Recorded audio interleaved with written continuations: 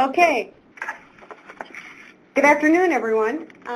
Thank you for logging on to our webinar, Employment and Substance Use Disorders, the Individual Placement and Support Model.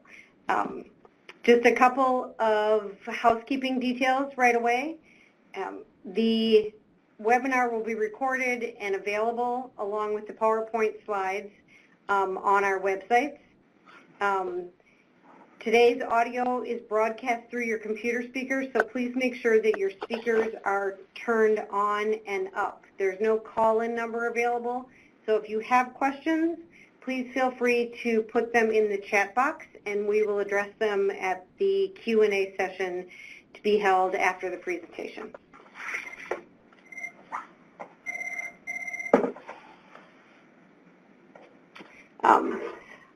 Our speakers today are Lou Kurtz. Lou is currently the co-director of the Great Lakes Mental Health Technology Transfer Center. He's previously worked for the Kentucky Department of Behavioral Health, Development, and Intellectual Disabilities in a variety of roles, as well as at Eastern Kentucky University. From 2010 to 2015, Lou served as the mental health lead for the Kentucky IPS Supported Employment Program, and more recently has conducted fidelity monitoring for local IPS programs in Kentucky and provided consultation services for national supported employment demonstration projects. Lou has worked in community health and state agencies for the past 37 years with experience in affordable housing development, supported housing, homeless services, crisis stabilization, and evidence-based practices for adults with serious mental illnesses. He holds a Bachelor's of Science degree in psychology from Pennsylvania State University and a Master's in Education and Vocational Rehab Counseling from the University of Texas in Austin.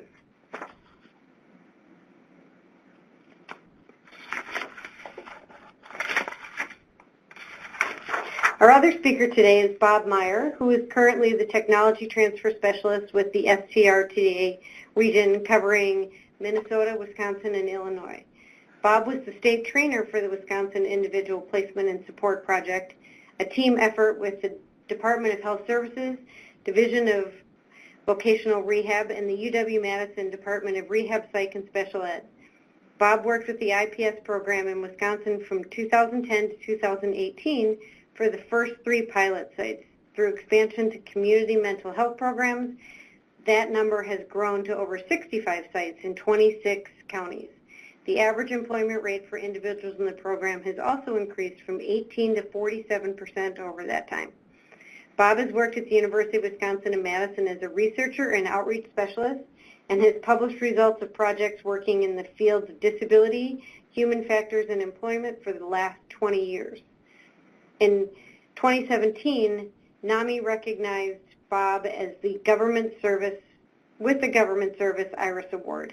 Bob received his bachelor's degree in education from the University of New Mexico and his master's degree in subsequent research training from the University of Wisconsin-Madison in the Industrial and Systems Engineering Department. So we're happy to have you both.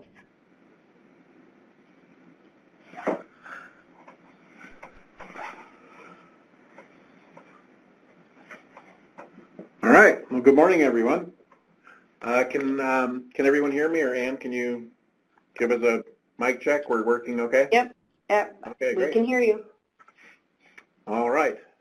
So Lou and I will be doing this is Bob Meyer, by the way. We'll be doing the presentation today. If you've got any questions, feel free to type those into the Q&A box, and then we'll go over those at the end, or if there's something that comes up in the middle that's pertinent to the slide we're on, we'll go ahead and jump right in and answer those questions as they come up. So one of the things we wanted to talk about was, in general, using employment as not as an indicator of recovery, but as a treatment plan or a part of recovery. A lot of times, employment is seen as sort of an end result or as a step along the way, or when you're all done with recovery, then you can get a job. And what we found with IPS and through working with this over the years is that employment's an integral part of the recovery process, and it goes differently for everyone, but if we keep that in mind no matter where a person's at and we meet them where they're at and work with them, then employment really works as a way to help rebuild capital in their lives, recovery capital in terms of having some sense of being able to manage their affairs, have a social contact with things. If we think about employment for most of us, it's kind of our identity. It's you usually introduce yourself with your name and what you do. And for somebody that has either a mental health disorder or a substance use disorder, a lot of times they're not going to go out and introduce themselves as saying, "Hi, my name's Bob, and I'm unemployed and I'm on disability." They want to be able to say something. They want to say, I work at the clothing store, I work at a grocery store, I'm a researcher, whatever it is that they happen to be doing. And we found that folks are very capable of working, and that work is an important part of their recovery process. So the individual placement and supported employment model, and we're going to abbreviate this as IPS. The IPS model is probably the most researched evidence-based employment model out there. At this point, actually, I think our slides are a little bit off. I just learned last week that there are actually now 26 randomized controlled trials that have been studying the IPS model all over the place, and we'll take a look at where those have happened and what the results are.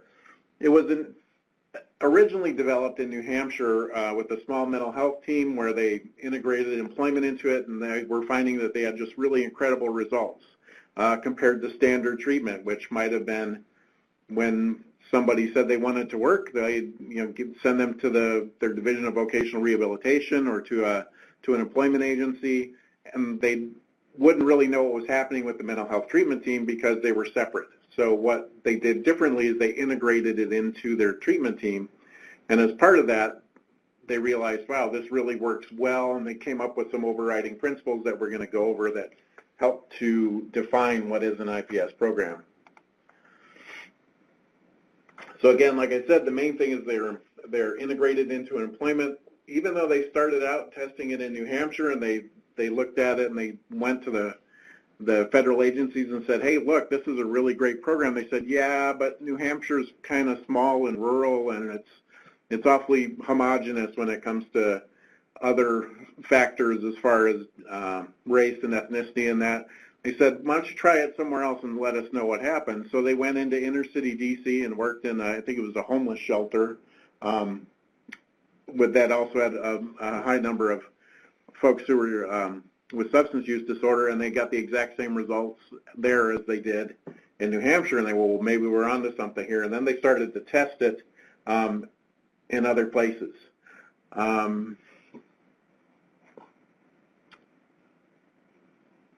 Okay, so some folks are having trouble not being able to hear me okay. If I move closer, is this working better for folks who are trying to hear? I'll also slow down a little bit too. I get a little excited and go quickly. All right, so we're going to integrate employment into treatment and recovery process, and what we'll try to do while we're talking about this is look at how this might look with a traditional sort of substance abuse disorder treatment team as well as a regular mental health treatment team as well. So one of the first things is we'll go through is the 8 principles that guide IPS services. And these were developed over the years. These come from the ipsworks.org website, which is the national IPS learning collaborative and actually an international IPS learning collaborative. They're in 24 states right now around the country, and I think 4 or 5 different countries as well: New Zealand, Montreal, Spain, Italy, the Netherlands. We also work with folks from Iceland and other places where they've implemented IPS. So one of the main things that's one of the overriding principles is that the jobs that we help folks find are all competitive jobs. So there are no set-aside jobs, no sheltered workshops.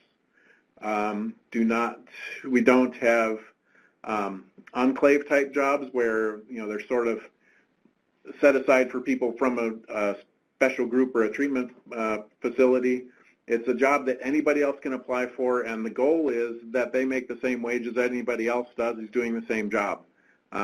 So around here in Madison, Wisconsin, the unemployment's unemployment rate is fairly low. So most of the jobs that people start at around here are above the federal minimum wage. So we will want everybody else starting at the same rate as everybody else for that type of job. And that, for some folks, that's a bit of a change.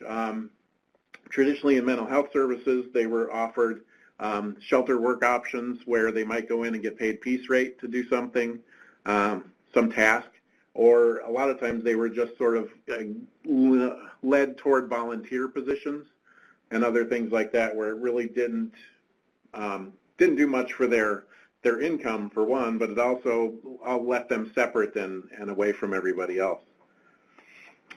The systematic part of it is when it comes down to looking at the job fit that people that are employment specialists who are part of the team. So a team would be an employment specialist and supervisors and a vocational rehabilitation counselor, and those are the folks that we integrate into the rest of the mental health treatment team or substance use disorder team. So that systematic job development is where our employment specialists go out into the community and they will work with employers to learn about what are the characteristics of the jobs, the characteristics of the place of employment, because a lot of times what might be happening is that something within there is not a good job fit for the person, although they might be able to do the tasks. So one example of this might be if you had a construction worker or something who was having a substance use disorder, maybe around drinking or something like that, and all the places this person kept looking for work, he'd find that they'd have fairly heavy drinking culture after work. So our employment specialists would work to either find a construction firm where that's not as applicable or is not as prevalent, or they might work with them on being like an independent contractor or something where they're able to do things on their own and then separate themselves from what might be a trigger for them. One of the goals in this is that all of our employment specialists go out and meet with at least 6 different employers every single week, and that maintains no matter how many people are on their caseload or even how many people are working. If we get a lot of people working, then they can reduce that because they're doing a lot more follow-up supports, but the real thing is that they're out there developing relationships so that those employers trust them and that they've got a really good idea of what that job is like so that they're able to help make the best fit for people who are looking for work. So the job search is supposed to be rapid, and that's the job search, not the job find. One of the reasons behind this is that a lot of times in the past, individuals would say, hey, I'd like to work, and they'd think, okay, well, let's make sure you're ready. And they might say, well, if you can do 30 days of sobriety, then we'll start looking for work. No, if they say they want to work, we try to get out there and help them work. The other things that might have happened in the past is they might have run them through a series of tests and things, everything from paper and pencil tests to little hand-eye coordination type tests to see how well they could work or how much they could maintain. And what we found is that all those are great tests for some things, but for the most part, they're not necessary and they don't really help. If we have somebody that has a really severe physical disability accompanying something, we might need some of those tests to see what accommodations might need to be made, but we can do that after we figure out what it is that they want to do. So that rapid job search is, we want to see not on the average, but the sort of the median time between the time they say they'd like to start looking for work and someone meets with an employer either with them or on their behalf. We want to see that around 30 days. The readiness assessments just really don't seem to make much sense and they don't really work very well. The services are integrated, and again, this is the part that's very unique. So if any of you are out there working in either mental health treatment teams or substance abuse treatment teams, how many of those teams have an employment specialist that sits in on your team meeting at least weekly? Because that's the minimum that we'd like to see from our employment specialists. They're also out in the community meeting with employers and meeting with their consumers in the community. So once a week is about a good amount of time. We also have our vocational rehabilitation counselors sit in on those treatment team meetings. And this might be something that might be more difficult in the substance use field if the treatment team might be something like one of the either Alcoholics Anonymous or NA or one of those, because you've got that anonymity and you don't really have the ability to bring in someone else who can be a support person for the individual that's that's looking for work if they're not sort of part of the group, but it's something that could happen, I think. It's just something to be aware of that might be different.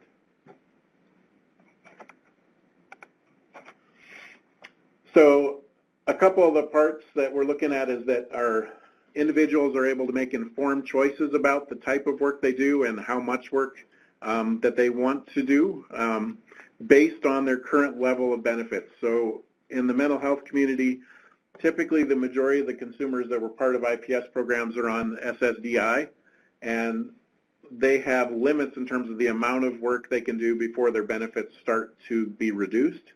So what we want to do is make sure that someone that has training in benefits planning meets with them to cover all aspects of what they are currently receiving, and then looking at what the impact work might be on those benefits, and helps those consumers make an informed choice about how much they want to work.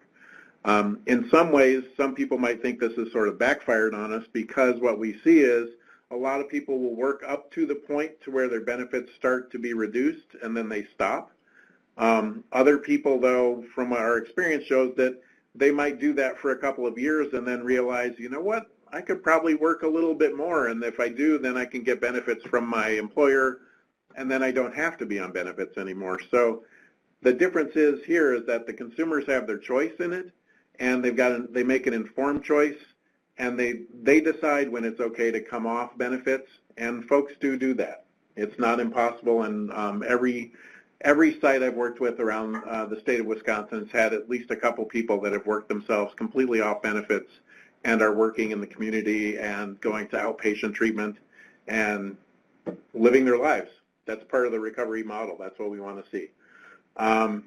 The other part that's going to be a little bit different too for substance use disorders, we've got a zero exclusion policy. And that means anybody that's interested that's in part of that treatment team has the ability to go and be in IPS regardless of their past experiences, regardless of their current symptomology or their current use patterns. So for a lot of folks from the sort of the old school model, it's a little bit tough to swallow, because they were worried about, you know, helping somebody find a job, and then what if they showed up under the influence and they lost their job? Well, those are the kind of things we call natural consequences, and it's important for everybody to learn that, whether they're in recovery or not. And the important thing to remember is that employers deal with this all the time, regardless of whether they're in treatment programs or not.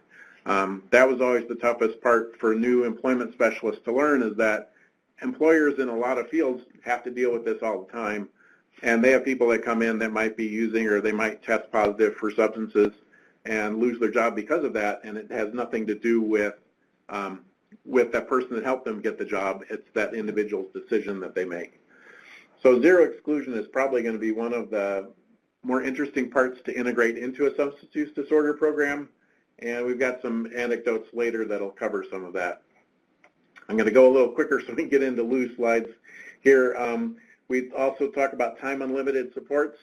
So with the way we fund things, with IPS, we use braided funding. So there's vocational rehabilitation funding that helps cover the outcomes based on someone learning a job. And then we use Medicaid funding, which is more the psychosocial, in Wisconsin, it's our Medicaid, or Medicaid programs that fund the sort of the symptom-related supports.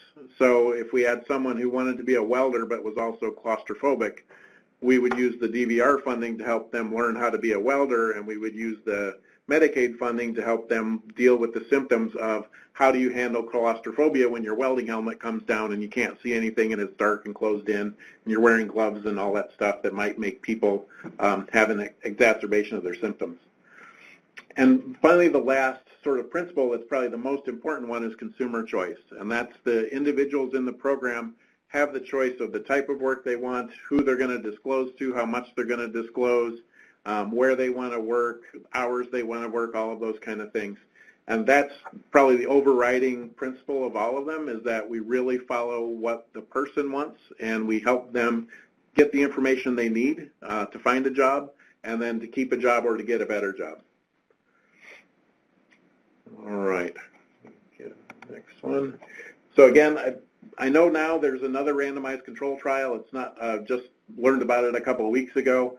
Again, it's been tested in rural, urban, international settings and different populations. Okay, so the question that came up is, how is Medicaid covering this? In Wisconsin, we've got programs that include skills-based training and psychosocial development in our state plan amendments, or our SPA, and they're covering that because they're also already in a treatment program. So they're in one of our 2 community mental health treatment programs. And so the individuals that would be working with them, the employment specialists, are able to bill their time against Medicaid when they're working on the symptom-related supports that are keeping them from working. So like the claustrophobia example, when someone is helping somebody come up with coping mechanisms for thinking about it, or what it's going to be like, working on desensitization in that would be different than actually learning how to weld, which is the physical, how do you put the welding equipment together, put the metal next to each other, what sort of paste or flux or things you need to make the welds happen. That's different than learning how to handle the symptoms that happen when you're, so Jennifer is asking about a 1915. Yeah, we do have a 1915I in Wisconsin, but we've rolled that into our broader, all 3 of our treatment programs are all under the same spot. And you can send me a message offline because it may not apply to everybody on the call, and I can give you some more information or contacts at DHS to help you figure out how we've done that in Wisconsin. The evidence for IPS, again, looks at the average employment rate for folks in an IPS team was 56%. The average in the control groups, which was they got the standard employment supports that they had before IPS came along, that was 23%. And here's a graph that shows the results of the research trials. The red bar, and on the left side is the percent employment. The red bar is the IPS level of employment, and the blue bars are the control groups. In some cases, we have multiple control groups. We have research there with the VA, different states, different countries. In Europe, Northern Europe, we had 4 or 5 countries that were all part of one of the treatment research programs. So the one that's Europe in 07, I think the Netherlands and other countries were involved in that one. And those are interesting that we still get the same results even in countries that have huge social safety nets compared to the United States. We still see the same results. And then Lou's going to jump in and talk about IPS infrastructure and other things, and you can feel free to keep typing questions in, and we'll try to respond to those as we see. Okay, thank you, Bob. That was a good overview of IPS and the principles. So I'm going to talk a little bit more about sort of what kinds of structure or supports do you need if you really want to try to start a program, an IPS program, in your area or in your agency. In, I would say, most of the, well, all of the states that we have worked with over time, the 24 states that actually have infrastructure, it's basically a state-level partnership between mental health and SUD departments and vocational rehabilitation. Those are the 2 kind of like state-level agencies that need to work together to kind of make this happen. And obviously, we need a local provider base. We need a provider in a community that wants to do this kind of work.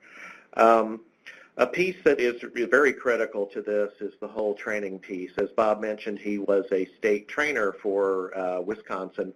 So all of the states that are in the sort of the IPS Learning Collaborative have some form of training that is done, because employment specialists obviously don't come necessarily knowing how to do this work. Some have some experience in employment services, some don't. And then the other thing about this, or any sort of evidence-based practice, is you want to know whether or not the service that's being delivered actually meets the standards for the practice. And so with IPS, we have what's called a fidelity scale. So there's actually a 25-item scale that measures whether or not the employment services that are being delivered to a group of clients actually kind of meets the model, and you can actually provide a score, and that again, it's a part of a quality improvement project where we can tell the agency that here's some areas that you did well in, here's some areas that you need to do some work in, and then that leads to additional training.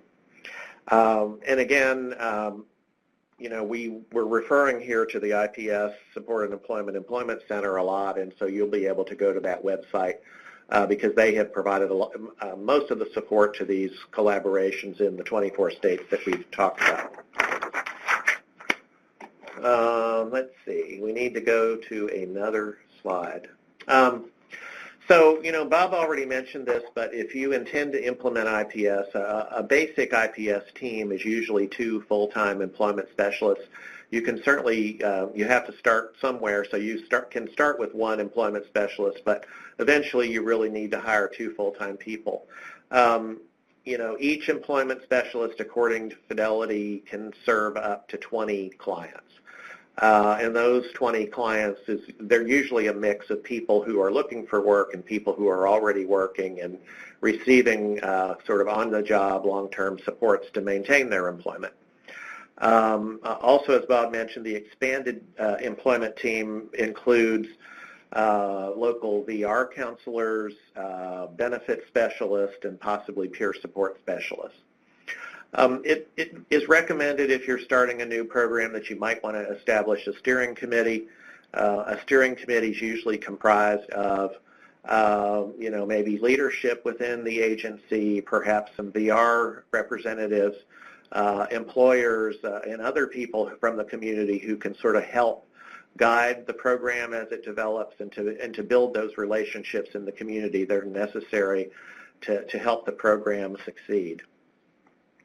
And again, as we mentioned, there needs to be a training and fidelity monitoring component so that the program can deal with issues that need to be improved over time. There may be processes that need to be improved so that the program can, over the course of a year or 2, become sustainable and actually meet its goals.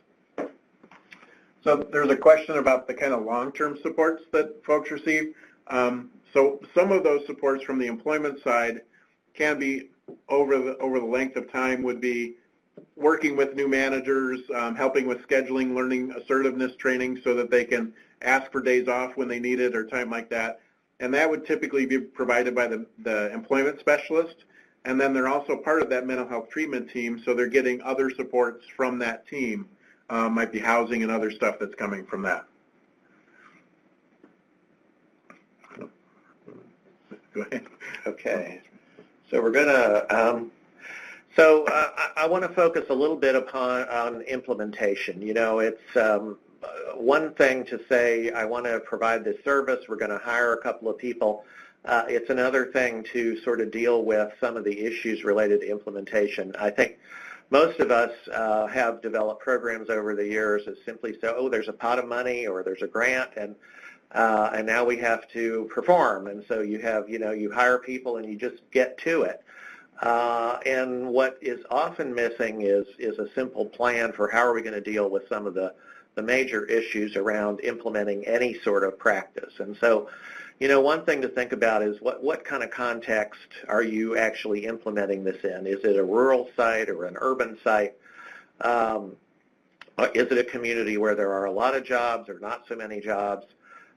Is there leadership support or not? And so, just to be able to step back and to sort of do a quick assessment of what the context is kind of important if you're thinking about implementing this particular practice or just about any evidence-based practice. One thing that is really, really critical is executive level support. And so you don't want to go into some of these projects unless your CEO or your clinical director or somebody is actually on board with this and understands the practice. Having a financing strategy or a way that you're going to pay for this over time is another key element of an implementation plan. You need sort of positive attitudes in this. You've got to have staff who are delivering the service and people who are referring people to the service they have to understand what the program is, what the model is, and believe that people can work. People with disabilities can work.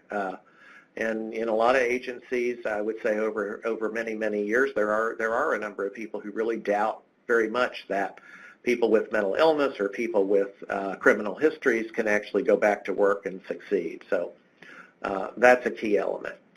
And again, I think it's really important to step back and to think about putting an implementation plan together and then monitoring that over time and seeing where the rubs are, and then putting some process improvement practices in place to deal with those. You know, as Bob mentioned already, a couple of things that are a little bit different. Again, most of these IPS programs around the country work with adults with serious mental illness. Certainly a lot of people with co-occurring disorders. In my experience with working with a few programs that were traditional, what we would call traditional substance abuse programs, the integration issue, as Bob mentioned, is a key.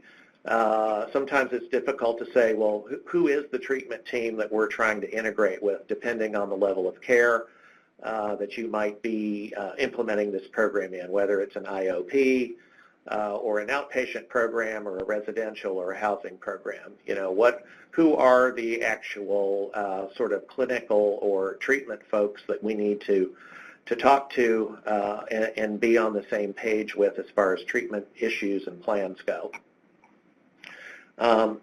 Messaging about the program is critical. You need to be able to, you know, as we say, what's the elevator speech about this particular program? You need to be able to say to people what this program is, what's unique about it in a few sentences or less, because there's a lot of jargon, as with most evidence-based practices. But you need to be clear about that this is a program that will help individuals who have barriers in their lives become employed in the shortest amount of time possible. It's client-centered, person-centered, and it works. And the evidence shows that these particular practices will help people become employed, stay employed more than any other kind of employment services that you might be familiar with. A key element, as Bob mentioned, is this issue of long-term supports, okay? A lot of people, perhaps in substance abuse programs, they quickly get a job because they might be court-ordered to get a job. It's the only way they can get out of maybe a drug court program or whatever. And then they sort of move out of the service area, whatever. So, you know, providing long-term supports is a little more difficult with people with working in substance abuse programs because people kind of disappear at times. And so you have to, again, as part of your implementation plan, think about, you know, how are we going to deliver those supports? Is this really a program? Because in a traditional IPS supported employment program, supports are available forever, basically, as long as the person needs to come back, and they may have hit a rough spot, they may lose a job, and then they come back for additional services. Existing agency policies and procedures can be oftentimes kind of misaligned with the principles of IPS. And so somebody needs to be able to look at that and say, you know what, this policy is preventing our employment specialists from being able to deliver IPS according to fidelity standards. And so how are we going to deal with that? Is there somebody in leadership who can sort of make that happen in order to make the job easier and be able to serve more clients? Again, many people in substance abuse programs are there because they're court mandated to be in treatment.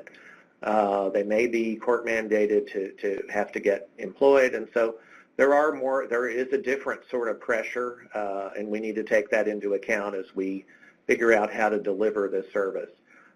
With any sort of evidence-based practices, I think you need to understand that adaptations to the model will be made whether we like it or not, and we need to do those kind of thoughtfully, but maintaining kind of adherence to the principles of the original model.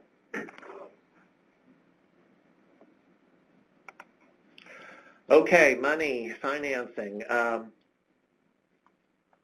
You may be asking already, well, how do we pay for this? how do we pay for these services. 1 to 20 ratio is a little bit different than what we're probably used to. You know, as with any social service, this is a business, and eventually it needs to break even. I would say that most programs, new programs trying to deliver IPS, typically start out with some sort of grant funding. There's usually some source of startup funding.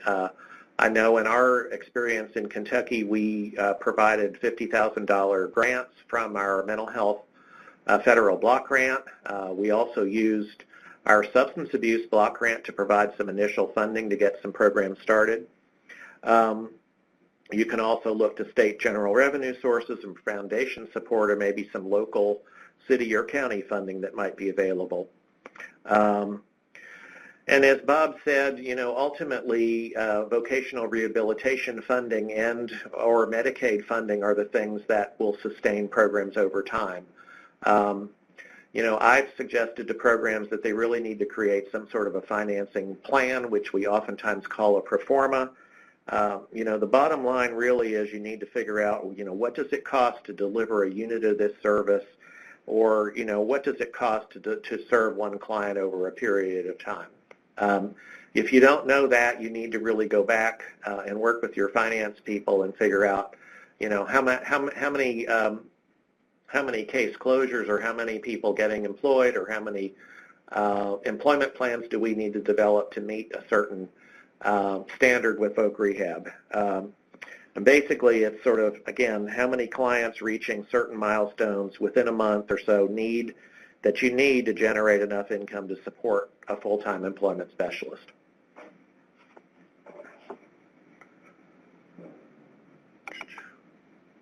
So I'm going to turn it back over to Bob, and he's going to talk to you a little bit about some client-level case examples. Okay. Thanks, Lou. So one of the things Lou mentioned was these fidelity reviews, and what those are is the IPS fidelity model has a 25-item scale. Each thing is scored from 1 to 5, with 1 being, yeah, you're not doing IPS, to 5 being, this meets the gold standard. This would be a program in this area where we recommend somebody else could come and look at that to see how they're doing it. And it covers areas of staffing, organization, and then services that they're providing. So as part of my job, I was doing fidelity reviews at all of our sites at least annually. We tried to do them annually. I was getting stretched kind of thin, so we might spread it out a little bit. Early on, when a program is just starting, we try to do them more frequently so that teams get a chance to see what they're doing well and where they need to improve. Part of those reviews included client visits, where we'd have consumers that were working or were looking for work, and they would come in and talk to our team. And at one of our sites, one of the employment specialists brought a woman over for the interview, and she kind of poked her head in and said, okay, are you guys ready? You know, today's her day off, so she's here for your interview. And she came in and we asked her, well, hi, how's it going? And she came in and sat down. She said, well, I'm drunk. And we said, wow. So tell us what's going on there. You know, what, are you working or not working? And she went on to explain how in her life, when she's not working, she drinks.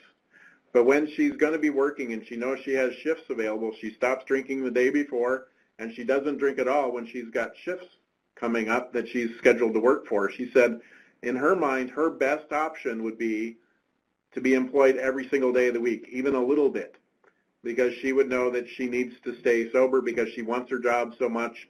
It gives her so much meaning to her life. It gives her more income so that she can live in a little bit better apartment. The other thing that was really important to her was being able to pick up her grandkids after school. And the only days that her children would let her do that are days that they knew she was working, because they knew she'd be sober to pick up her grandkids. So for that individual, there was never a time that we would have been able to say, if you can maintain 7 days sobriety, we're going to help you look for a job. It just wasn't going to happen. Even when they were in the job search time, she explained that, you know, she'd have to have calls 2 and 3 days ahead of time before she found work to say, okay, remember, we're going to go out Wednesday. We're going to go talk to employers, so make sure that you're ready to be interviewing that day. And the team kept working with her on it, and she was able to be at the point that we talked to her, she was working 5 days a week. But she said on those off days, the treatment team's still been working with her in a harm reduction model. Those off days, the other stuff from her back, her trauma history and other things would creep back in, and she would find a way to drink on those days that she wasn't working. And that was just one of those very clear-cut examples of, if we didn't have zero exclusion, that person would never work and she wouldn't have any days where she's sober. And now she realizes that, yeah, boy, the best case scenario for her at this point in her life would be to work 7 days a week, even if it's a couple hours a day. Some of the other examples that we have of client-level work, it's really consistent with that same model of how do we help somebody learn about what the natural consequences are, and then also move themselves into a place to where they can find employment that fits for what they need. One thing that we've looked at in a lot of places, in Wisconsin, there are a lot of drinking establishments. I think when they usually do that list of the top 10 drunkest cities in Wisconsin, or in the United States, I think Wisconsin usually has 7 of the top 10. So for a lot of individuals, if they struggle with that job development comes down to being, on the case-by-case basis, the most important part, because we want to find out, what is the culture like at work? Do people after work, do they all get together and go out for a drink? Or is there alcohol on the premises that they work in?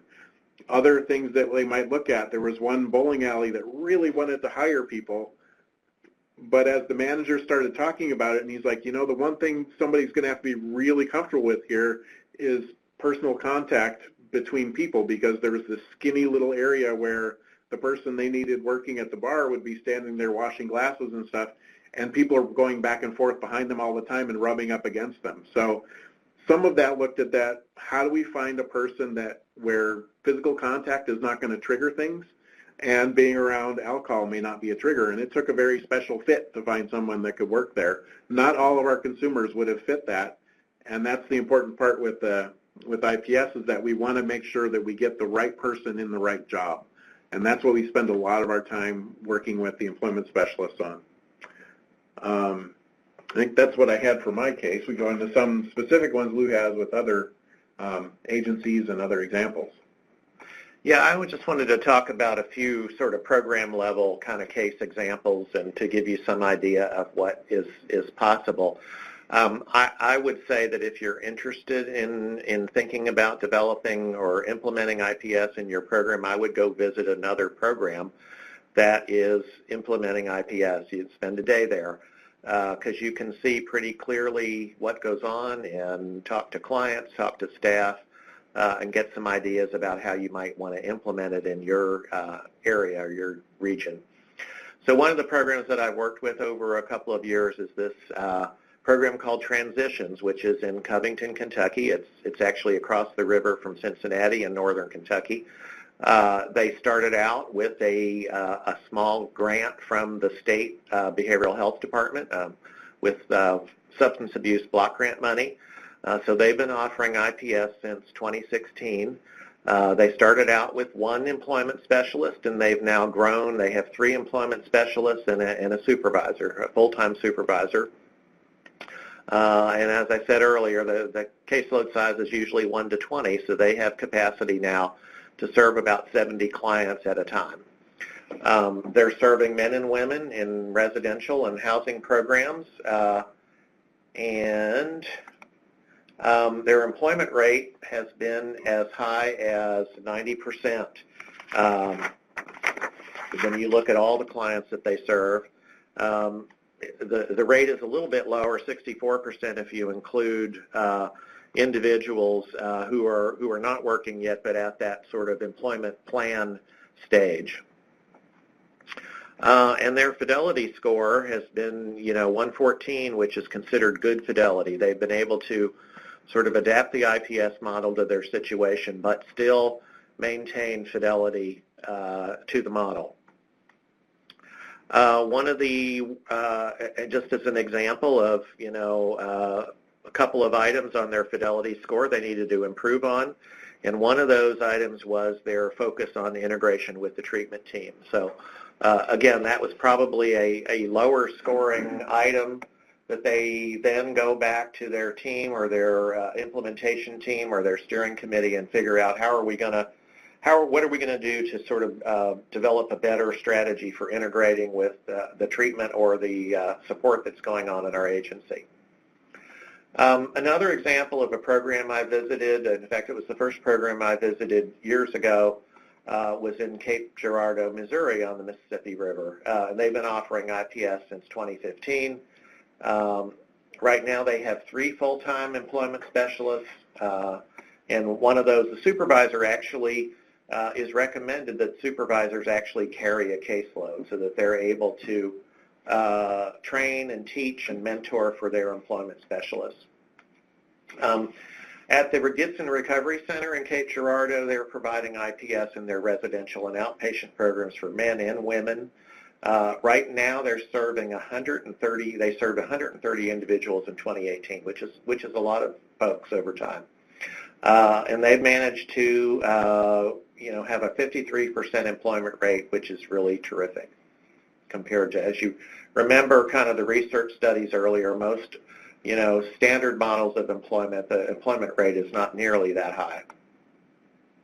Another thing that they've been able to do is they decided to seek accreditation for their services, so they managed to get CARF accreditation for community employment services, and they've achieved an exemplary fidelity rating, which I believe is, 115 or above is considered out of a 125-point scale. And not that programs like this don't have challenges, and so a couple of the things that they have mentioned is that, a lot of people, whether they're in a mental health program or a substance abuse program, have, past criminal histories. Some people have some really high-level convictions, and so that's another aspect, I think, of IPS. They are able to train their employment specialists to work with people who have these, barriers, basically, and, how do you work through them and how do you work with employers around that. Certainly, job retention is an issue, and of course, in IPS, if people lose their job after a period of time, we consider that sort of a learning event for people. And what do we do? The employment specialist says, okay, well, we're going to work together again. We're going to find another job, and we use that again as a learning example of figure out what went wrong with that, and we're going to use that to move forward. So finally, we want to leave you with a few resources. We would recommend that you go to the WestStat IPS Employment Center, which is, as you can see here, it's ipsworks.org. And this is the organization that has created and worked with the IPS learning community. And as Bob said, there's 24 states right now that are participating. We're fortunate in our Great Lakes Mental Health Technology Transfer Center region that 5 of our 6 states are actually members of the IPS learning community. So you would find that there is a fairly well-developed infrastructure at the state level. There probably is training and fidelity assessment available, and those would be the people that you would probably want to contact if you're thinking about starting a program. I think Indiana is the only state in our region, our 6-state region, that is not part of that learning community right now. The other thing I could mention is that there is a SAMHSA grant out right now. It's called SAMHSA Transforming Lives Through Supported Employment, and so those grants are available. I think it's $800,000 a year for 5 years, so I would encourage you to take a look at that. Go ahead and Google that and see if you might be interested in applying for that. So that's what we have for you today, and we can answer any questions that have come through or anything that Bob didn't answer already. Okay, so Marie had a question about including OMT, outpatient methadone treatment. There was one small pilot study out in Portland, Oregon at a methadone treatment facility, and it was such a small study, they didn't list that as a randomized control trial in the other one, I don't think.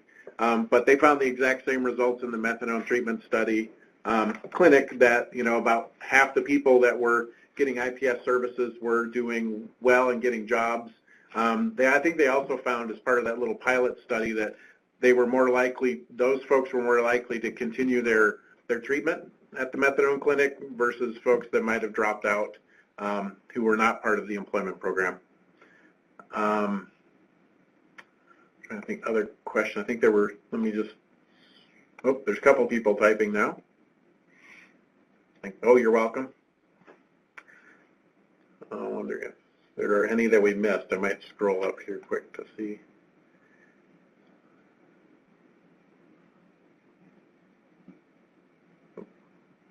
Okay.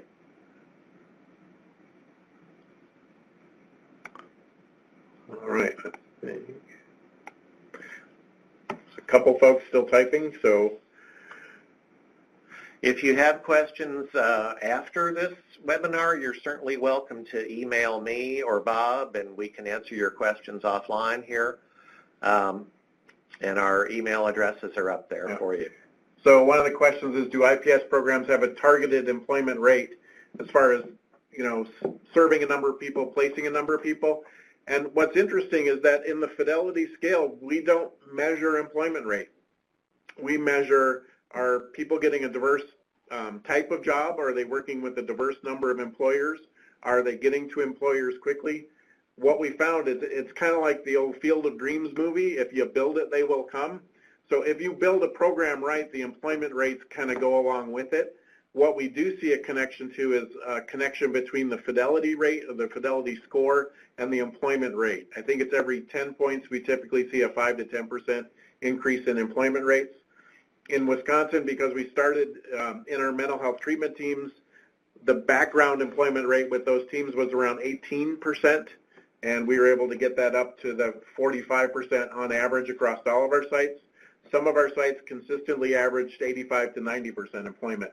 It totally depends on the makeup of the team, the employment characteristics where they are locally, the amount of transportation assistance they have, all those other factors that go into it, but on the most part, we were able to move them from around 18% to 50%.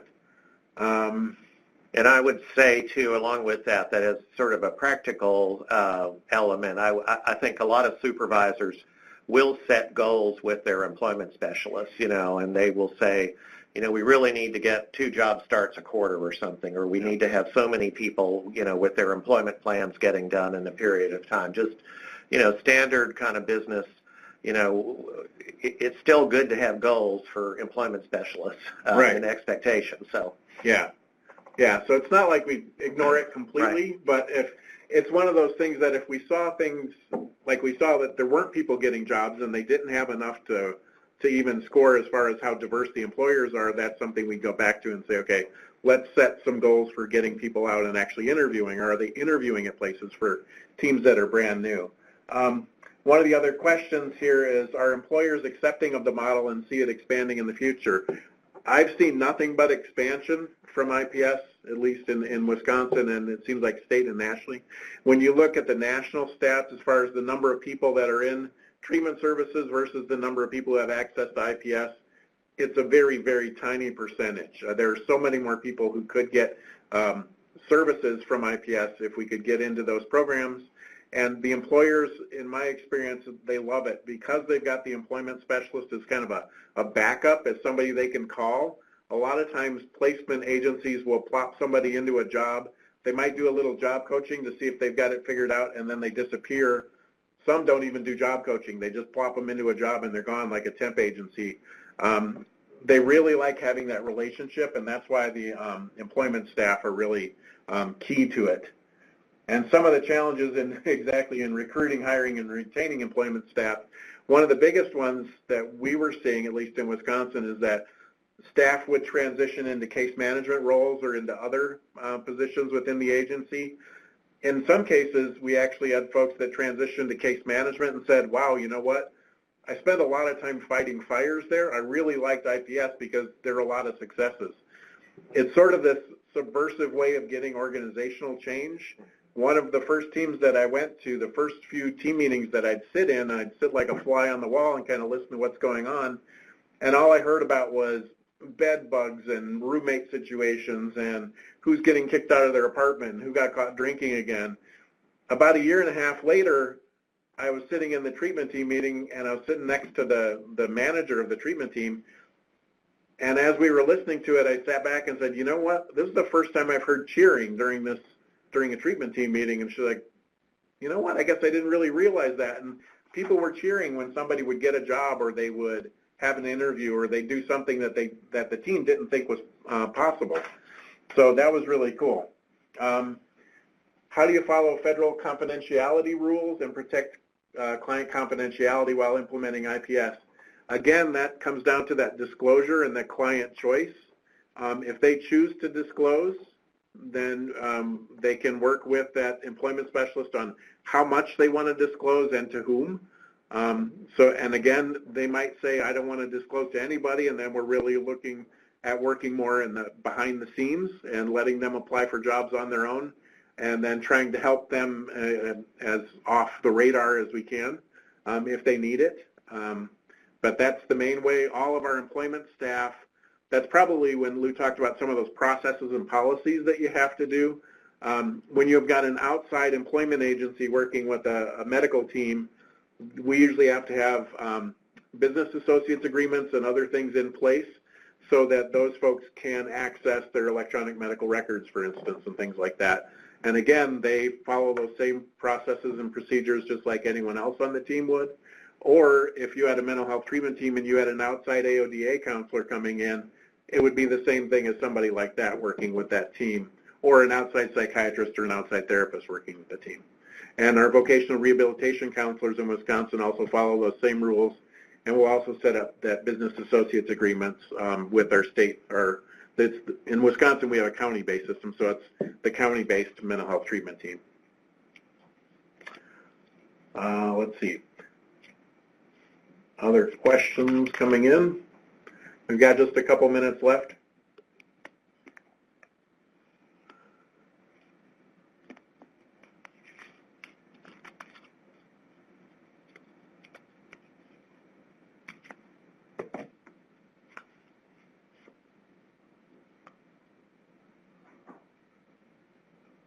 All right.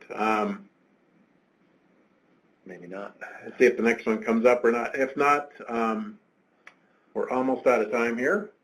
Any closing thoughts, Lou? No, I would just encourage you, if you have gotten interested in this practice and want to talk about it some more or have additional questions, you can contact us. Any scheduling conflicts with treatment and employment? Yeah, there's always going to be conflicts. So what we do, like especially with employment, is if you know, like you've always got a group meeting on Wednesday mornings or whatever, that's part of that client choice. You'd say, I can work any day except for Wednesday mornings. We have consumers who say, I'll work any day of the week, but I can't work on Sundays because that's my time that I go to church or whatever, and I'm with my family. And other people have those same kind of conflicts. A lot of the folks that we worked with were really looking at part-time employment, so the scheduling conflicts, it was really learning about assertiveness training and other things so that they learned how to ask for that time off appropriately rather than just skipping work and going to their meeting or skipping everything and then getting sort of bound up with both problems. So yeah, there's always scheduling conflicts, and part of that is helping people learn how do you handle that, because there's going to be scheduling conflicts with just about anything else that goes on. All right, I think we're about at the end of our time. I believe this session will be recorded, and we will post it to our YouTube channel. And Ann, do you have anything else to add before we close out? I do not. Thank you. All right. Well, thank you all very much for participating today and for asking lots of good questions. And we look forward to hearing from you. Thank you very much. Thanks, everyone.